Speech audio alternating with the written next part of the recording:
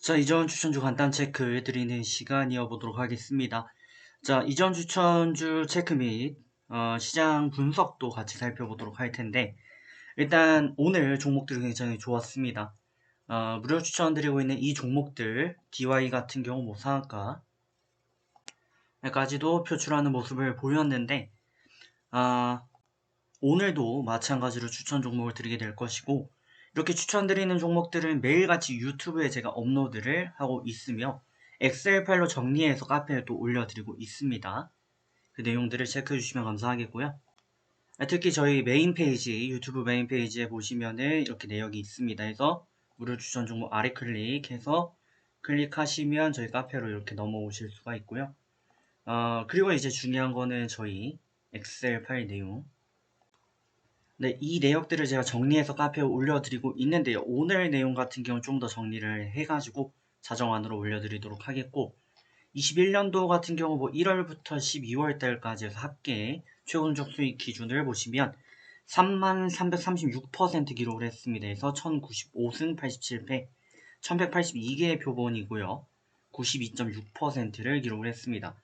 자, 1월달 같은 경우 현재 441.33% 최고 누적 수익을 기준으로 기록을 하고 있고 45승 4패 현재 91.8% 승률을 이어갑니다. 이 내역들 제가 정리해서 카페에 또 올려드리도록 할 테니 참고해 주시면 되겠습니다. 자, 그럼 어제 추천드렸던 종목들 위주로 한번 살펴볼 텐데, 일단 첫 번째 DY가 오늘 굉장히 큰 폭으로 상승을 해줬습니다. 어제 이제 기존 전고점 돌파 마감이 나왔다라는 의견과 함께 단중에 고가 영식 추세가 굉장히 긍정적이다라는 말씀드렸는데, 오늘 시가부터 무료 추천 종목이었던 DY가 급등을 했고요. 다만 이제 보시면 시가가 9%로 급등을 한 채로 마감이 되었습니다. 23% 마감이 되었는데, 시가가 9%였다라는 거는 아무래도 전날 매수가 이루어지지 않았다면 다소 오늘 대응이 좀 쉽지 않았을 수 있다 라는 얘기거든요. 시가부터 9%가 뛰었으니 이런 부분들에 대해서는 좀 안타깝지만 무료 추천을 대응하시는 분들은 조금 양해를 해 주셔야 되겠습니다. 그리고 뭐 프로텍도 마찬가지였습니다. 시가가 3.7%로 시작을 했죠. 어제 매수했을 경우 3.7%를 먹고 들어간 거고, 아무래도 이제 무료 추천 종목으로 대응을 하시는 분들은 오늘 시가 대응을 해 주셔야 되기 때문에 조금 불리한 부분이 있었습니다. 자, 우양 같은 경우는 오늘 폭등을 하지 않았고, 지니너스 오늘 12% 급등을 했습니다. 자, 그래서 DY 같은 경우는 저희가 승을 잡도록 하겠고요. 29%까지 올라갔었습니다. 자, 프로텍 같은 경우도 33,050원까지 급등하는 모습을 보여줬죠. 그래서 승 잡도록 하겠고, 그 다음에 이제 우양 같은 경우 터지지 못했고, 지니너스가 12,900원까지 올라와 줬습니다.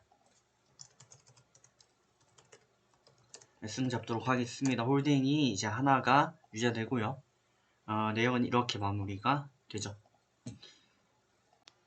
자, 뭐 전일 그 전날 또 추천 종목 같은 경우도 프로텍이 한번 나왔었고, 뭐 젠백스지오 같은 경우 추가 급등을 또 했다라는 말씀도 드리도록 하겠습니다.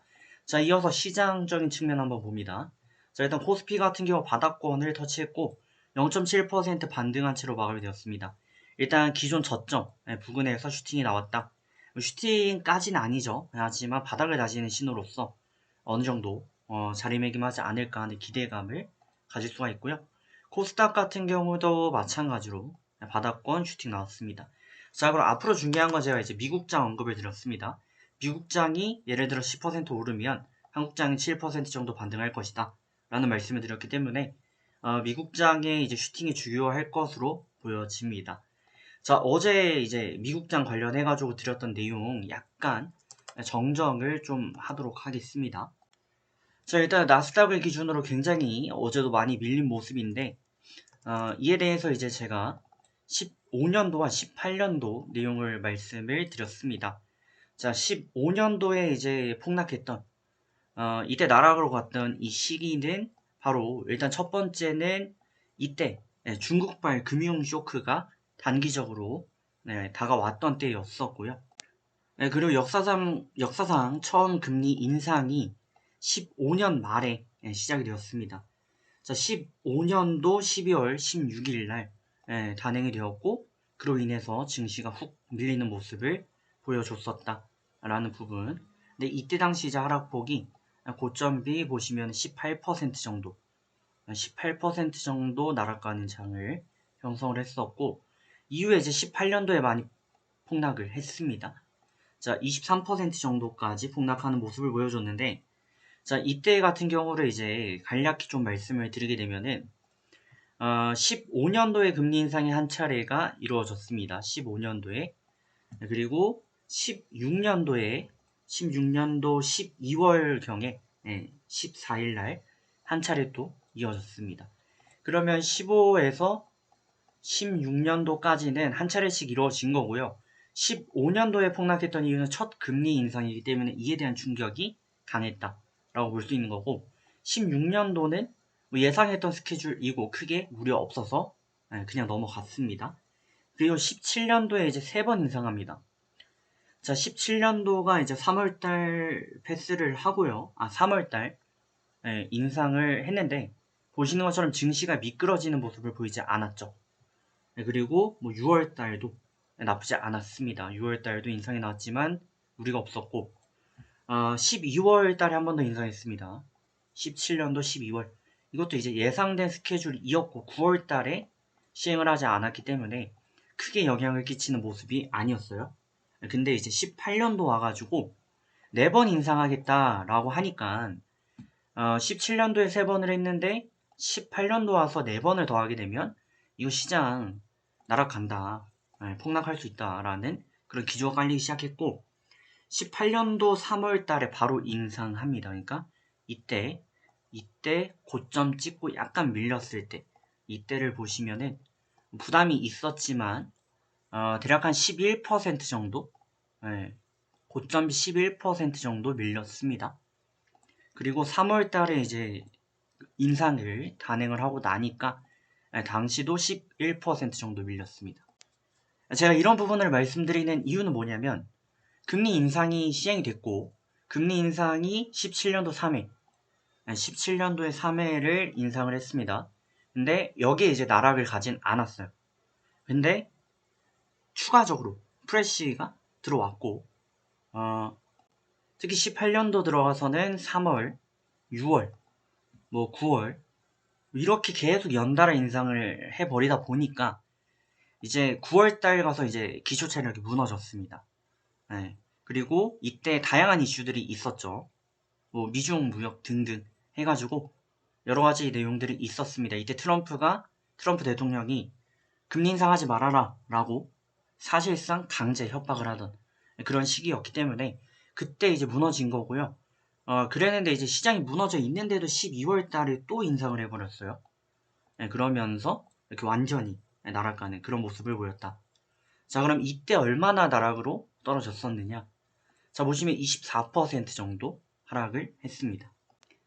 자, 그럼 대략 이렇게 해석이 됩니다. 9월 달에 12% 정도 하락을 했다가 12월 달에 또 때리니까 또 폭락하는 그런 모습을 보여줬어요. 그러면 이때가 이제 제가 말씀드리지만 코로나 때와 18년도 이때가 제일 큰 하락장들 중에 하나인데 24% 정도 하락을 했으니까요. 제일 컸던 하락장 중 하나인데 지금 시장을 보시면은 좀 고점 B 이제 12% 가까이 내려왔습니다.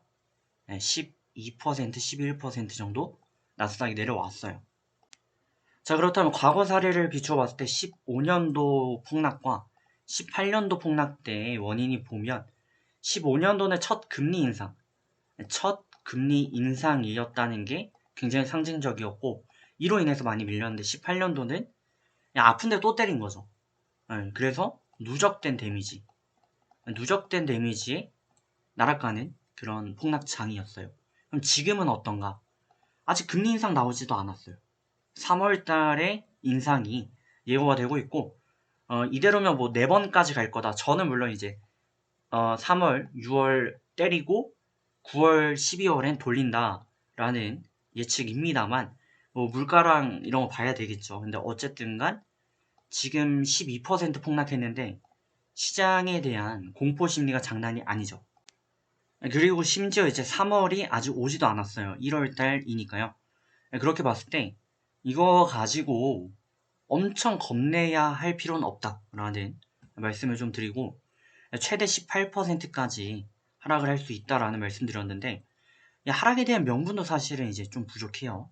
그렇기 때문에 뭐 안정적으로 접근을 좀 이어가신다라고 하시는 분들은 비중을 나눠서 접근을 쭉 이어주시면 되겠고, 나는 조금 과감하게 가겠다라고 하시는 분들은 슬슬 바닥이다라고 생각하고 접근하시면 됩니다.